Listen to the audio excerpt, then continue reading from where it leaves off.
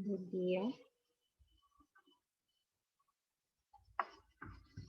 Vamos a dar comienzo de la clase de Ciencias Sociales. Para eso les voy a compartir el material que tengo en este momento. Y vamos a optimizar este detalle de compartir. Ok.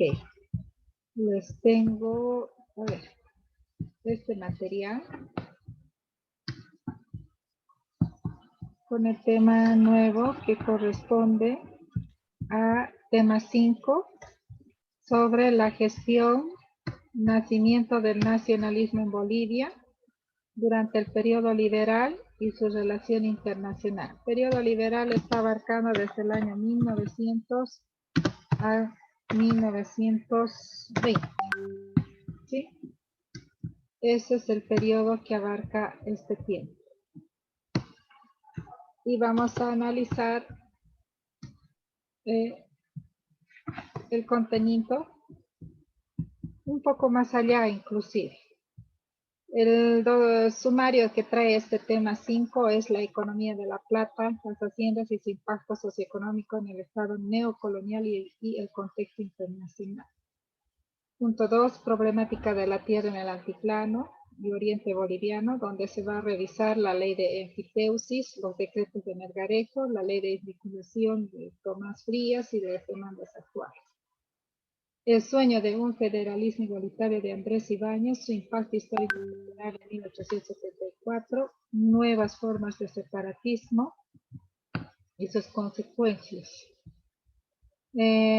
Bueno, luego como punto 4 hablaríamos la escuela neoclásica. De eso estamos hablando un poquito cómo eran los primeros, digamos, la educación en este tiempo liberal. Ok, buen día, Fernando, ¿qué tal? ¿Todo bien? Bien, nos vamos a ir acoplando. Sí, nos vamos a ir acoplando. Yo voy a ir exponiendo. Luego les voy a mandar el enlace del YouTube, ¿ok? Bien, ahora vamos a desarrollar este sumario que habla sobre el tema 5, un poco cómo va gestionándose este proceso político, económico e ideológico del nacionalismo en Bolivia, ¿sí?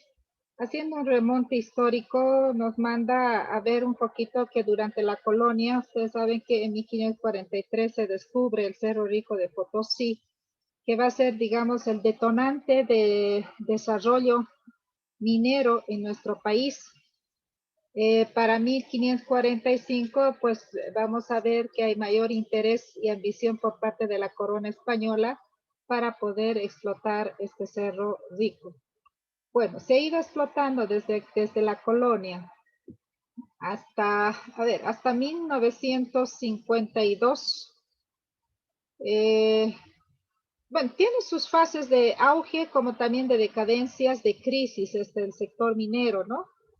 Si vamos a hablar durante la temporada republicana o inicios de la República Boliviana, 1825 a 1850, pues ahí se estaba reactivando todavía y se convocaba a, ¿cómo diríamos?, a personas extranjeras o empresas extranjeras quienes pudieran colaborar con una inversión para poder explotar ese Cerro Rico de Potosí, porque Bolivia en ese tiempo, en esos primeros años de república, no contaba con un fuerte tesoro general de la nación de ahorro, si vale el término, ¿no?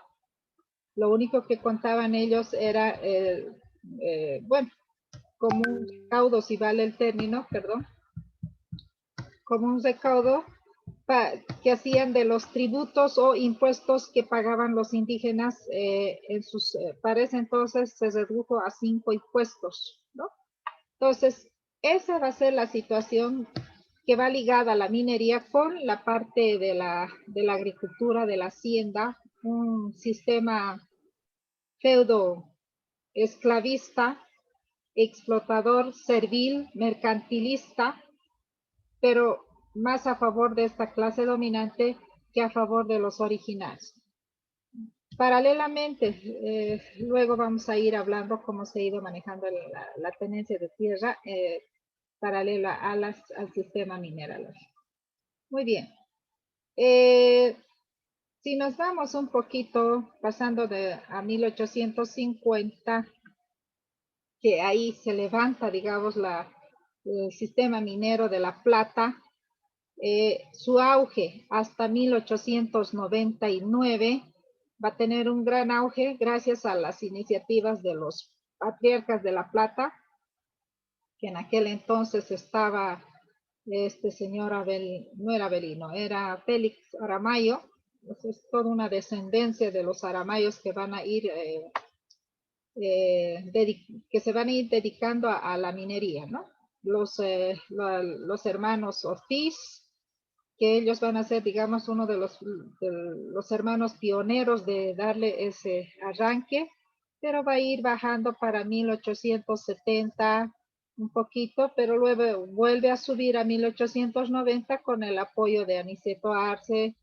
Ya está aquí Gregorio Pacheco, está aquí este señor Aramayo, quienes a estos se les van a llamar los patriarcas de La Plata: Aniceto Arce, Gregorio Pacheco y Avelino Aramayo, quienes van a ser considerados, perdón, no es Avelino, es José Félix Aramayo, quienes van a dar el auge del manejo de la minería de La Plata, no solamente del Cerro Rico de Potosí, también van a buscar socavones en el departamento de La Paz, Oruro, Chuquisaca, parte también de Cochabamba, para poder ellos tener, digamos, un poder, quienes van a dar lugar a un periodo conservador para ese entonces hasta 1899. ¿Aló? ¿Se escucha? ¿Se escucha, David? Ah, ya, se escucha. Me estaba asustando porque me salió que se estaba mi internet debilitando. Ok. Como les iba diciendo, estos señores patriarcas de La Plata lo han ido reactivando Sí, profe. en este periodo, gracias Fernando, en este periodo conservador de 1825 hasta 1890, un periodo caudillista hasta 1880, del 80 hasta 1990, digo 1899 se llamará periodo conservador. ¿Por qué? Porque ellos querían todavía mantener ese sistema del colonialismo explotador de las generaciones pasadas españolas, ¿sí? Pero a 1900 van a surgir otro grupo, otros oligarcas, pequeña clase dominante, con esta ideología del liberalismo. Se van a llamar ellos generación del periodo liberal. De ahí es lo que se está hablando, la situación de cómo se ha ido manejando el sistema minero en ese entonces. Nos vamos a ir ahora a ese tiempo donde cómo se ha ido manejando esta situación. Un poquito más atrás nos vamos a ir, perdón. Está hablando aquí de la tenencia de la tierra, perdón, acá nos vamos a quedar, ¿sí? Donde nos están dejando en un periodo conservador. Pero yo voy a ir un poquito más allá. Les voy a aumentar en este texto el periodo liberal del año 1900 hasta 1920, donde el sector minero ya no es de La Plata, sino del estaño. Empieza a surgir la era del estaño y ahí se va a hablar sobre los varones del estaño. Y ahí lo vamos a tener a Aniceto Arce otra vez, lo vamos a tener a este señor Patiño y Avelino Aramayo. Es la otra generación, puedo decirles el nieto o bisnieto de la familia Aramayos, quienes continúan con el sistema de la explotación minera. Bien, hasta aquí sobre este aspecto minero, ¿alguna observación? Mientras Sí. voy a para ubicarme. ¿Qué observación, qué dudas hay, por favor? Profe, ¿el Cerro Rico de Potosí era del Estado o con...? De hecho, el Cerro Rico de Potosí ha sido parte del Estado, ¿no? No ha sido, digamos, un Cerro Rico de unas pocas familias, sino es el Estado quien lo asume todo lo que es la explotación. Pero el Estado otorga a este Cerro Rico a consorcios, si quieres decir, o socios, si quieres, quienes están, digamos, dispuestos a invertir y a explotar el mineral de la plata para ese entonces. Entonces ahí se ofrecen, como te dije, se van a ofrecer familias pudientes y van a ir explotando. Pero siempre han ido pagando un cierto impuesto al Estado para favorecer, digamos, las arcas de ahorro del país, ¿no? Por eso es que durante el gobierno de Andrés de Santa Cruz se crea el Código de la Minería para un poquito establecer ciertas normas, ciertos artículos a favor del Estado y no a favor de los consorcios o familias que estaban explotando en aquel entonces, ¿no?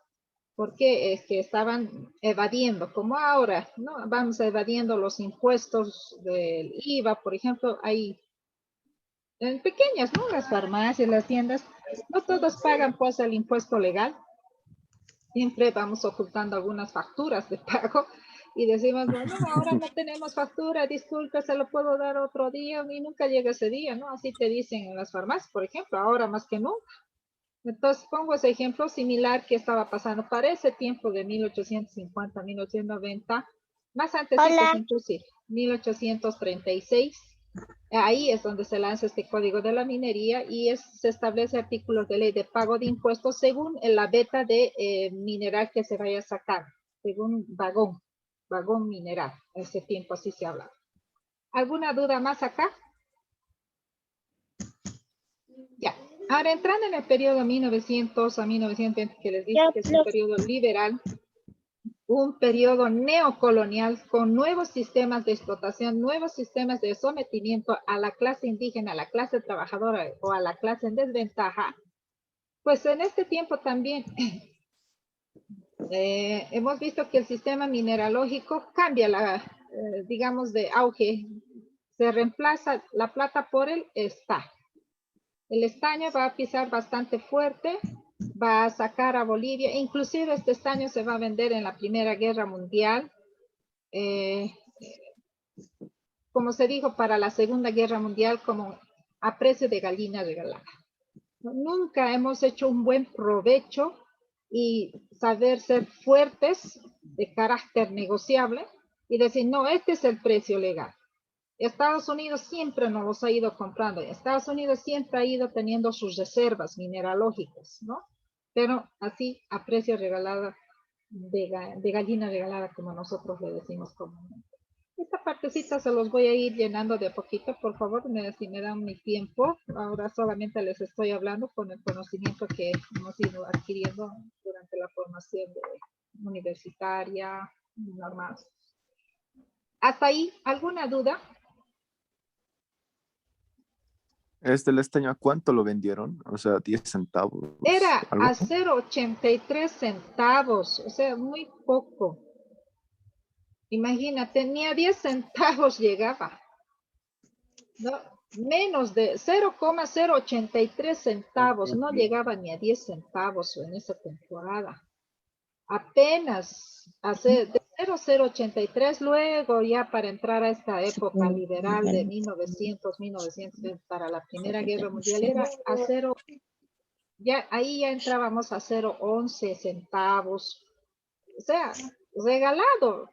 Pues vos ni un dulce de 10 centavos hay ahora, ¿no ve? Para ese tiempo, pero bueno, la moneda de centavito era valioso, pero lamentablemente para el poder económico de Estados Unidos, pues a gallina regalada, como se dice, ¿no? Bien. ¿Algo más? Pasaremos al punto 2, donde ahora vamos a ver esta otra situación paralela de lo agropecuario, el uso de la tierra, la tenencia de la tierra, cómo se ha ido manejando esto. Tiene un remonte histórico también. desde la época colonial, desde la corona española, ustedes saben que se ha ido creando estas dos instituciones, el Consejo de Indias y la Casa de Contratación, para controlarles a los indígenas en su trabajo laboral de la tierra, inclusive para, ¿cómo se dice esto? Exvinculación o quitarles sus tierras, despojarles de sus propias tierras a los originarios a título de encomiendas y repartimientos. Esos dos sistemas van a debilitar, digamos, la propiedad de la tierra que tenían en ese entonces nuestros originarios. Ahora, desde este punto, vamos a ver que cuando entramos a la época republicana, gobierno de Simón Bolívar, ¿qué hace Simón Bolívar? De hecho, dice, ¿no? Se va a abolir o se anula la mitad, el ponguiaje, pero de una manera disfrazada. Decreto supremo que no se lleva a cabo, ¿no? ¿Por qué? Porque la clase dominante dicen, ¿quién va a mantener los gastos públicos? Los gastos de manutención a la clase dominante, o sea, bien sinvergüenzas, eran una clase parasitaria, si discúlpenme el término, pero así manejaron la situación de nuestros originarios indígenas. Hasta ahora está todavía un poquito disfrazada, ya les voy a ir hablando un poco más, pero se vive en este tiempo de los primeros años republicanos esta situación. Luego, en el gobierno de Sucre, 1826, se va a lanzar un decreto donde se dice que se expropian las tierras indígenas que están baldías, que no están ocupadas, no están siendo utilizadas productivamente. Entonces los van a ir quitando las tierras que, bueno, no lograban cubrir los indígenas en ese tiempo porque no tenían los ingresos necesarios, ¿no? Si hubiesen tenido los ingresos, y si hubiera habido un banco prestatario como hubo con el Evo Morales, a cero interés, yo creo que todo se iba a cubrir para ese tiempo. Esa es, ¿no? La idea de hoy. Pero para aquel tiempo no había este pensamiento todavía. Andrés de Santa Cruz, en el año 1831, también va a decretar un documento de exigir obligatoriamente la contribución indígena, es decir, pago de impuestos, para dos situaciones: para lograr un tesoro nacional de recaudos y para pagar los servicios públicos. Con esos objetivos, Andrés de Santa Cruz va a crear esa contribución indígena. No llama impuesto indígena, sino contribución. Ustedes saben que nuestra gente originaria estaba conformada en su gran mayor parte por los departamentos de La Paz, Oruro, Potosí. En menor medida Cochabamba y Chuquisaca. ¿Qué quiere decir? Es que el 80% del tributo recaudado venía de estos, más que todo de los 3 departamentos del occidente y medianamente de Cochabamba y Chuquisaca. ¿Por qué? Porque ahí había más gente hacendada, agrícola, dueños de tierras, los feudo-esclavistas, ¿no? Con el transcurrir del tiempo, llegaremos a qué conclusión llegamos con este Estado republicano de la clase dominante. Se consideró que era una clase improductiva, una burocracia estatal parasitaria, así lo llaman también, y yo comparto con esa idea de que se han ido aprovechando de nuestra gente original. En el gobierno de José Vallivian, 1841 a 1847, ahí se crea la ley de la enfiteusis. ¿Qué quiere decir esta ley? Se ha creado el 14 de diciembre de 1842, donde se dice las tierras baldías pasan al Estado y luego desde el Estado se los va a ir alquilando a los que necesitan cultivar. Eso es la ley de enfiteusis, alquilar las tierras y ese dinero que se recauda de la producción pasa al Estado. El alquiler, hijitos, ni siquiera ha sido tan voluntario. los obligan a los mismos dueños de las tierras, a los indígenas originarios, como no lo has sabido aprovechar, esta tu tierra pasada al Estado, pero te voy a dar en alquiler, tienes que pagar mensual. Absurdo, ¿no? Para mí personalmente. Ya ustedes ya van a sacar sus propias conclusiones. Pero así se ha manejado en el periodo de gobierno de José Valdivia. Pasa un buen tiempo. Vamos a llegar al gobierno de José María Acha, 1861 al 64, donde este señor va a lanzar otro decreto supremo, un poquito respaldando, digamos, su postura de José Vallivian, pero en esta se habla de la exvinculación de tierras. ¿Qué quiere decir? Ampliar, digamos, el beneficio estatal tomando tierras que no están utilizadas de manera en escala, digamos, mayor y de manera productiva y a favor del Estado. Más que a favor del Estado, de la clase dominante para ese entonces. Fíjense, miren acá, aquí las tierras también se vendían a 0,80, perdón, sí, a 0,83 centavos es acá, no es metros. Aquí habla también de centavos, donde se vendía el metro cuadrado o la hectárea. Miren, 3 hectáreas de tierra a 0,83 centavos, o sea, regalar. Pero, ¿a quiénes daban estas tierras? José María Chá ha ido promocionando con un decreto supremo a las familias extranjeras que quisieran comprar tierras, ¿no? Productivas, o sea, ha hecho una buena propaganda para que ahí llegaran gente extranjera y se vayan asentando, ¿no? Pero, como les digo, a un costo bastante bajo también. Cuando llegamos al gobierno de Mariano Melgarejo, 1864 al 71, este señor va a decretar leyes continuando con la posición de la exvinculación de tierras. ¿Qué quiere decir eso? Él sacó un notificado donde decía que en 60 días deberán todos los que son dueños de tierras, deberán hacer el trámite de títulos de propiedad. Pero en 60 días, 2 meses, en esos tiempos no había pues medios de comunicación masiva de rápida información. Uno se enteraba al mes, a las 2 semanas, a las 3 semanas y eso, ¿no? Entonces, eso ha sido desfavorable también para la población indígena y muchos han ido perdiendo sus tierras por no haber hecho ese trámite de títulos. Y ha sido otra forma, digamos, de expropiar, quitar tierras a los indígenas. Cuando llegamos en su segundo gobierno de Tomás Frías,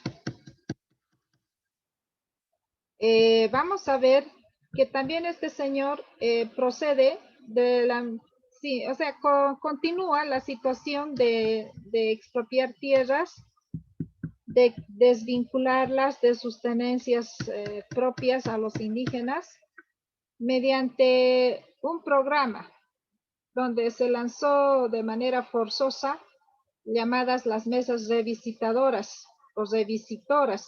¿Qué quiere decir? Que revisaban, digamos, los documentos de tenencia, de propiedad de los originarios, y como veían que no, nuestra gente indígena en su 95% para aquel entonces no sabía ni leer ni escribir.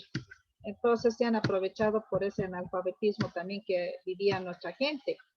Y fueron quitándoles más tierras. Tanto en el oriente como en el occidente, en este gobierno de Tomás Frías, se ha ido ofreciendo las tierras sigue a manos extranjeras. En el gobierno de Mariano Baptista, 1892 a 1896, se continúa ese sistema de entregar tierras a personas adineradas, ¿no? Pero ya un poco que ha ido subiendo el costo, los han ido ya aumentando y se contaba los árboles. Fíjense, acá hay un ejemplo de 150 árboles. Según a eso se vendían a 15 bolivianos por estrada. ¿Y qué es estrada? ¿Qué quiere decir? Es decir, cúmulo de árboles que hay en un sector, solo por es cúmulo de árboles, ¿ok? Y aquí va a sobresalir en la parte norte, oriente, nororiente de nuestro país, que es la parte de Pando Beni, parte de Santa Cruz, que ahí estaba la gran arboleda del caucho, de la cual se extraía la goma. Acá los hermanos Nicolás y Napoleón Suárez van a ser los grandes hacendados de estas regiones, quienes van a enfrentar luego eh, el problema de cuando vamos a estar viviendo la guerra del Acre con Brasil. Van a ser hacendados que van a ir enfrentando, van a vivir un periodo de separatismo, así se llamaba, la guerra separatista, es decir, los han ido separando a este Nicolás Suárez y a este otro señor, había otro Plácido, no me acuerdo su apellido, eran dos bloques de hacendados, quienes estaban siempre en controversia de estas dos familias que explotaban la goma caucho. Bien, las tierras, allí pues al indígena para nada, no se lo tomaba en cuenta. Si comprabas tierras, comprabas con el indígena implícito, o sea, por decirte, tú te vas a la zona sur, me quiero comprar allí en San Benito, qué sé yo, unas tierras, pero hay ahí gente que, bueno, pues con toda la gente véndame, ¿no? Ese era antes ese criterio, o sea, no se consultaba nada. Miren, la posición de la clase dominante era muy fuerte para ese entonces. Bien, ahora, entrando al periodo liberal, que eso es lo que nos está pidiendo desde 1900 a 1920, que estaba gobernando para ese tiempo, 1899 va a acabar con el periodo conservador Severo Fernández Alonso y a 1900 entra el presidente José Manuel Pan. Él también lanza un decreto supremo a favor de, obviamente, de la clase dominante extranjera.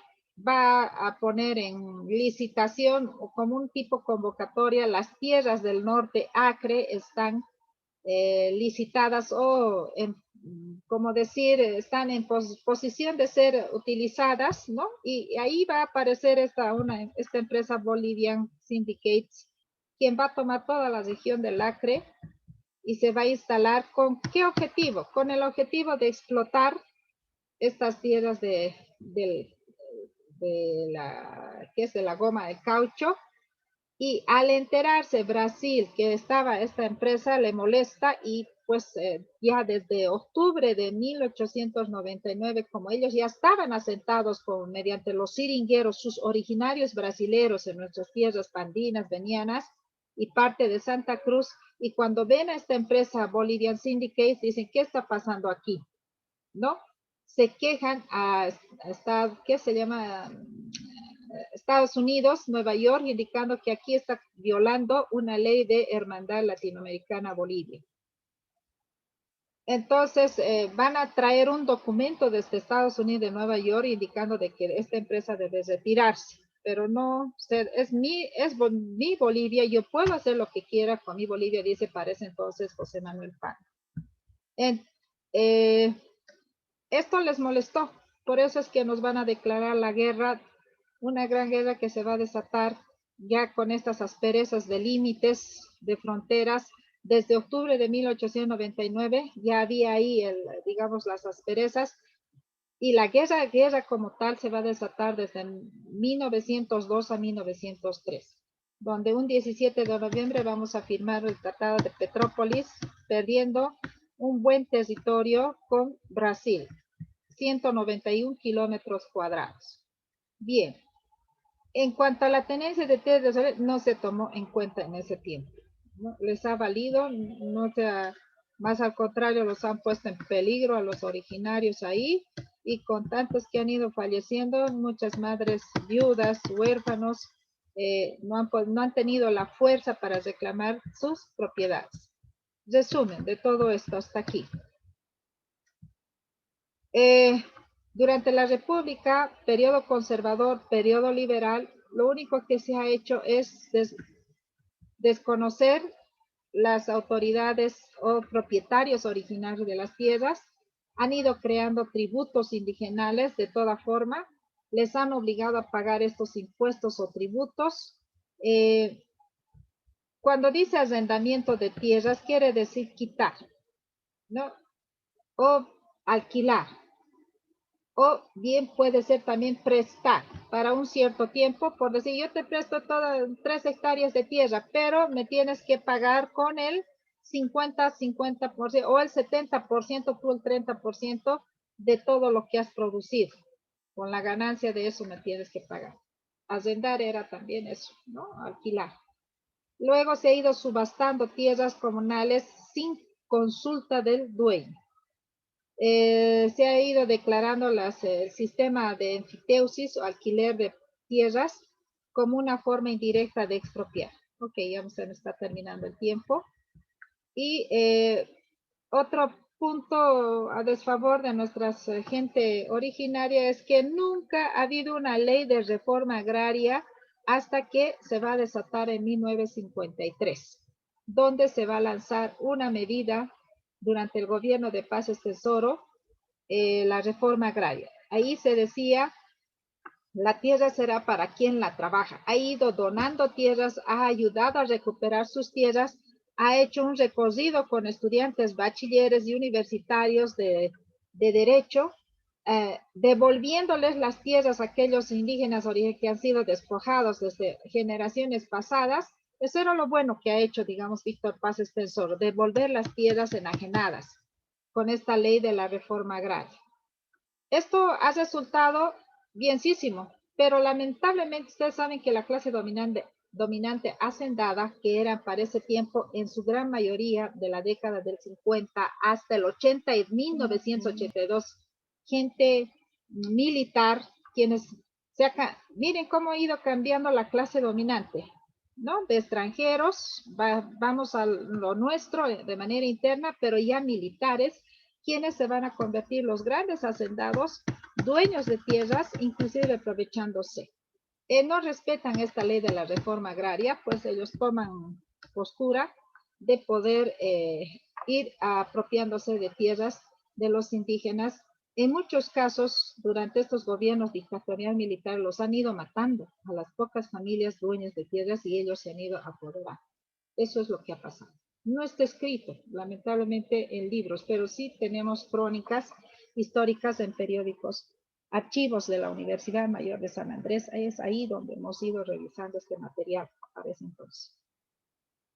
Bien, pasa esta década de los 90, llegamos al cuarto periodo de gobierno de Víctor Paz Estenssoro, 1986 hasta 1989, donde se dice reestructuración de la ley de la reforma agraria con este dicho: la tierra es para quien la paga, ya no es para quien la trabaja.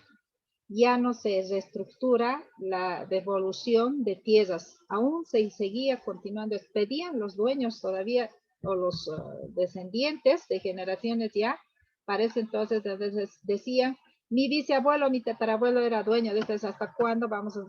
Ahora que usted ha subido a gobierno, devuélvanos, ¿no?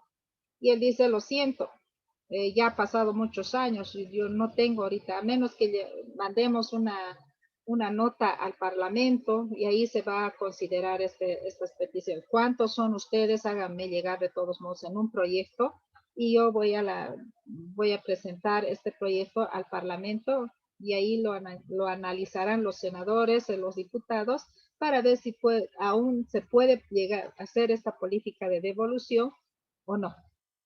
Así se dejó. Cuando llegamos, ahora, desde ese cuarto gobierno hasta el 2005, no se ha tratado el problema de tenencia de tierras. ¿Cuándo se vuelve a tratar? Cuando entra Evo Morales de gobierno durante estos 14 o 13 años de gobierno, que lo bueno que hizo este expresidente es reestructurar el sistema de la ley de la reforma agraria INRA, donde otorga tierras a los despojados y a los propietarios les dice, ustedes tendrán un préstamo de dinero a cero interés mediante el Banco Ganadero, pero hacer trabajar las tierras, ¿no? Muchos de estos han sido beneficiados. la clase trabajadora también ya se ha reducido, digamos, la extrema pobreza. Y les dijo inclusive a la clase trabajadora campesina, agraria o agropecuaria, que si ustedes cumplen el trabajo, el Estado tiene tierras baldías, les va a otorgar, pero no en el sentido de que les va a entregar a ustedes como dueños, sino para trabajarlas. O sea, ustedes van a ser los trabajadores y en el lapso de 5 años, después de trabajar, les vamos a dar facilidades de pago de si estas tierras lo requieren ustedes, pero primero hay que explotarlas, trabajarlas agrícolamente, ¿no? Y luego veremos el acuerdo de darles como a facilidades, pago de facilidades y que ustedes sean los dueños de estas tierras que el Estado les va a otorgar. Muy buena postura, a mí me gustó. Cuando estuve trabajando en Arbieto, Tarata, Santibáñez, medio mundo se empezó a mover en ese sentido. Estas 10 nos va a dar el banco plata, hay que hacer trabajar. Tomemos ese préstamo. Medio mundo empezó a movilizarse. Yo dije, qué bien. Me alegraba mucho porque nuestra gente más es de tierra agraria, agropecuaria, que de vida citadina. Y por ese lado, pues para mí, excelente. Dejaré ahí el punto 3 para la siguiente clase, hijitos, que nos vamos a ver el próximo miércoles. Creo que ya vamos a entrar a clases de colegio. Hasta aquí, ¿alguna pregunta? Solo me queda ya 2 minutitos.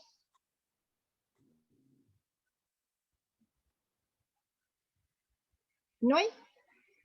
No, profe, no. Ya. Este punto 3 que habla del sueño del federalismo de Andrés Ibáñez, este es cortito, en un minuto yo termino de hablar inclusive esto.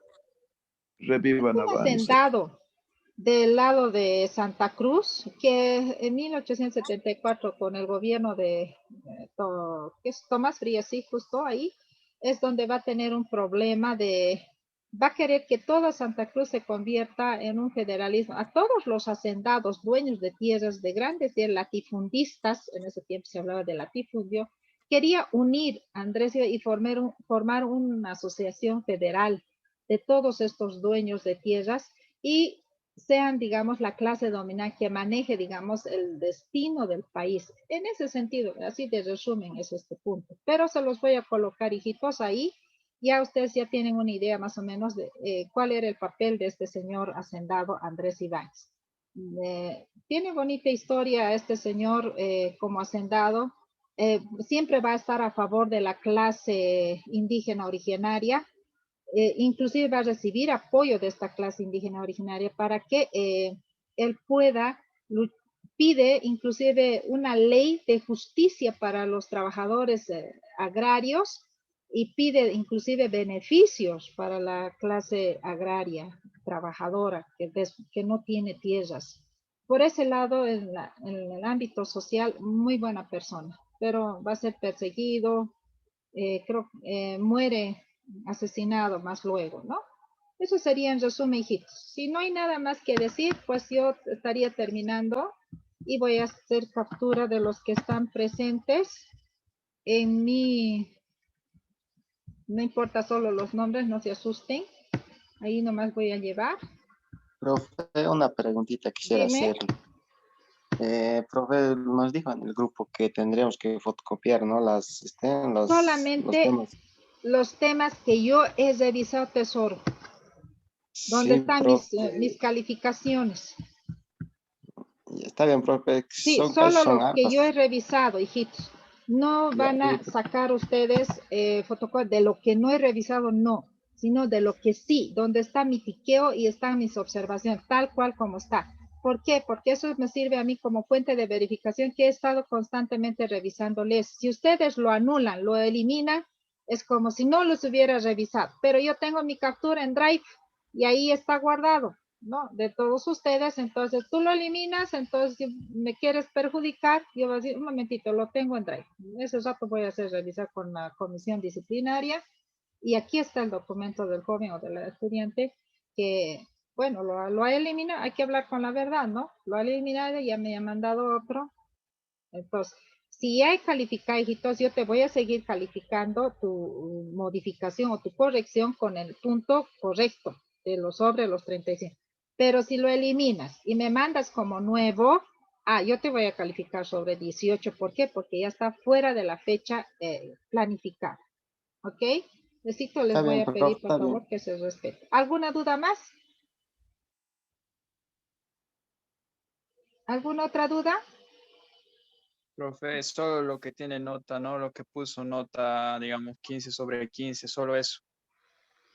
Sí, todos los que tienen notas me lo van a imprimir porque necesito para el 21, haya o no haya clases, hijitos, 21 de abril, yo voy a ir a recoger todo ese material, porque ¿para qué? Para un poquito respaldarme yo también, porque yo sé que nos va a llamar a consejo durante ese periodo, será del 23 o 25, ya para fines de abril tenemos que entregar notas, ¿no? Y para el primer